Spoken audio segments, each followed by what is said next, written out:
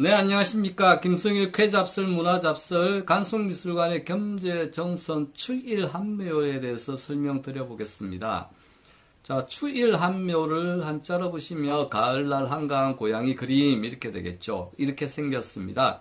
자, 겸재정선 진경산수가 아닌 그림들은 보면 굉장히 작습니다. 이것도 30cm, 20cm 정도입니다. 직접 보시면 노트북 하나 정도 크기, 그것도 큰 노트북 아니고 작은 노트북, 작은 노트북 크기 하나 정도입니다. 그러면 그림이 생각보다는 작구나 하는 것인데요. 뭐 그 당시에로서는 종이가 구하기 힘들었으니까 뭐 그렇게 다 생각해 주시면 되겠고요. 이 그림은 자 영모화 이렇게 되어 있습니다. 뭐냐면 간송미술관 설명에서 겸재 그림으로는 희귀한 영모화 8폭의 그 8폭 중에 한 폭이라고 설명하고 있는데, 영모화라고 하면 새와 동물을 소재로 한 그림을 일컫는 것입니다. 일반적으로. 그런데 새와 동물은 인간과 더불어 자연 속에서 함께 살고 생태적으로 특징과 효용성 등을 인생의 소망과 결부시켜서 우리는 표현합니다. 제가 말씀을 드렸던 바 있는데, 우리나라의 그림, 뭐 동양 그림을 볼 때는 항상 상징이 있습니다. 이런 동물이라든지 꽃이라든지 뭐 곤충이라든지 이런 것들은 다 상징을 가지고 있습니다. 영모화도 그래서 벽사, 악을 물리치고 길한 것을 기리는 그런 대상으로서 주로 동물과 화초를 삼았기 때문에 이런 영모화를 많이 그리게 되는 것이죠. 그래서 여러분께서 그림을 설명을 보실 때 영모화 하면 새와 동물, 사실은 영모는 털이 있는 것을 묘사한다는 이런 뜻인데 나중에는 이제 확대됩니다. 털이 있는 것 위에도 다 포함해서 영모화 이렇게 합니다. 그래서 새와 동물을 소재로 그린 그림이구나 이렇게 생각하시는데 그 뜻은 다양하게 있다 하는 것 정도 생각해 주시면 될 것 같습니다.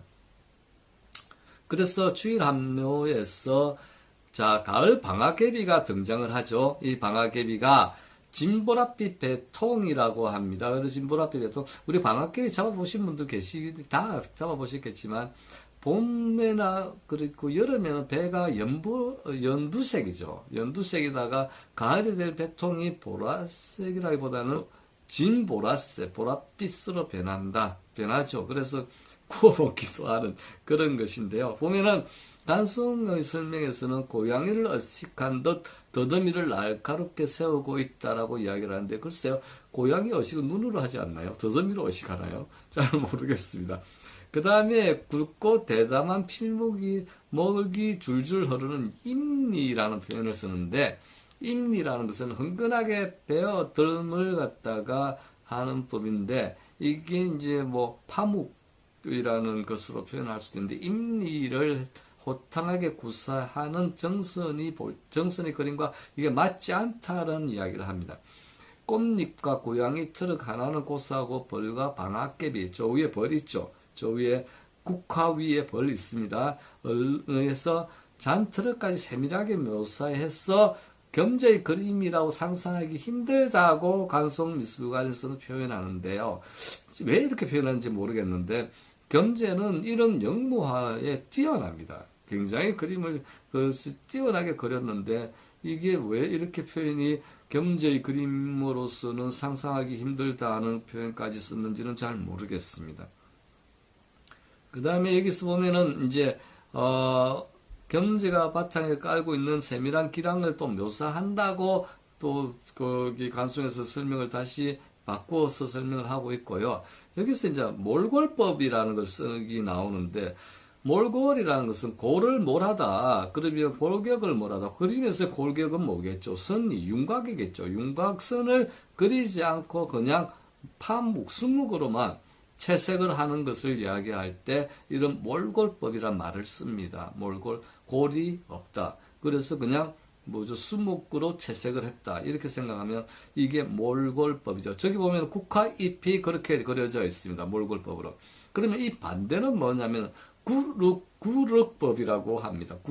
구자가 갈고리 구자고 륵자는 굴레 륵자입니다. 그래서 뭐냐면 선을 윤곽선을 갈고리 형태로 윤곽선이 있을 수도 있고, 그 다음에 굴레처럼, 둥그런 굴레처럼 생길 수 있기 때문에 이를 표현할 때를 구럭법이라고 표현을 합니다. 그래서 윤곽선을 그리고 안에 채색을 하고, 윤곽선을 그리지 않고 채색을 하고, 이에 따라서 그리지 않을 경우에는 몰골묘 이렇게 하고, 그 다음에 그 윤곽선을 그릴 때는 구럭법 이렇게 하기도 합니다. 고양이 등 뒤로 천연하게 강아지 풀이죠. 자, 보시면은 우리가 강아지 풀 흔히 보시죠. 보면 강아지 풀이 그려져 있고, 그 다음에 여기에는 동방산입니다. 우리가 주위에서 여러분 걸어 다니시면 여름 때는 굉장히 많은 풀인데, 우리가 풀 이름 사실 알기가 쉽지가 않죠. 근데 동방산이 정도는 아셔야 될 텐데, 이렇게 생겼죠. 많이 보셨죠, 이게. 자, 그림으로서는 저렇게 표현되어 있지만 사진으로 표현하면 이렇게 표현되어 있습니다. 길거리 가시다가 물가에 특히 많은데 보시면 이 동방산이가 많이 있습니다. 많이 있고, 그 다음에 이 고양이인데, 고양이가 우리가 생각하는 고양이가 아니고 까만색에 배는 하얀색이 있는 거, 제가 고양이는 잘 모르지만 유명하고 TV에서 자주 나오는 페르시안 고양이 아닐까요? 제 상상입니다. 고양이 좋아하시는 분들 또 뭐라고 하실지 모르겠지만, 무슨 고양이? 근데 흔히 제가 생각하는 그런 우리나라 고양이는 아닌 것 같은데 이게 그려져 있습니다. 그때도 페르시안 고양이가 있었는지 모르겠습니다만. 자, 이렇게 그려져 있는 그림입니다. 자, 그런데 우리가 우리나라 동양화를 볼 때, 우리나라 그림을 볼 때는 항상 그 뜻이 있다고 말씀을 드리는데, 그러면 겸재가 추일한묘를 그린 진짜 이유는 무엇일까요? 보시면 고양이는 묘로서 70의 나이를 나타내고 방학개비는 당으로서 마땅하다는 의미를 가지고 있습니다. 그 다음에 강아지풀 아까 보여드렸죠. 노로서 그 노인의 뜻합니다.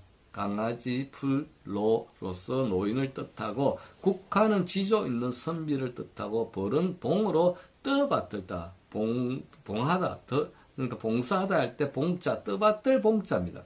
그거를 상징하고 있습니다. 다시 정리할게요. 묘는 70 나이를 상징하고, 방앗개비는 당으로서 당연함을 상징하고, 그 다음 갯강아지 풀은 늙음을 상징하고, 국화는 지조 있는 선비를 상징하고, 봉은 떠받들다는 의미입니다.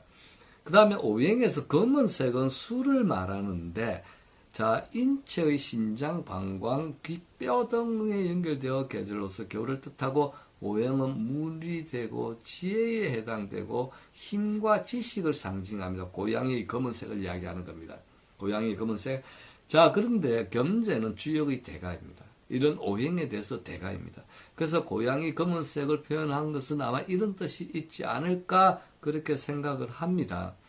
따라서 이 그림의 전체적 해석은 그림을 받는 분이 아마 70대로서 학문과 예술과 지혜를 두루 겸비한 대인으로서 주변에 봉자 있으니까 추앙과 존경을 받는 분으로서 건강하게 70이 넘게 장수하심이 마땅하다 해서 건강장수를 추구하는 작품으로 그려드린 것이 아닌가 이렇게 생각해 볼 수 있습니다. 제가 말씀드렸죠. 화원은 자기가 보관하려고 그리는 경우는 거의 없습니다.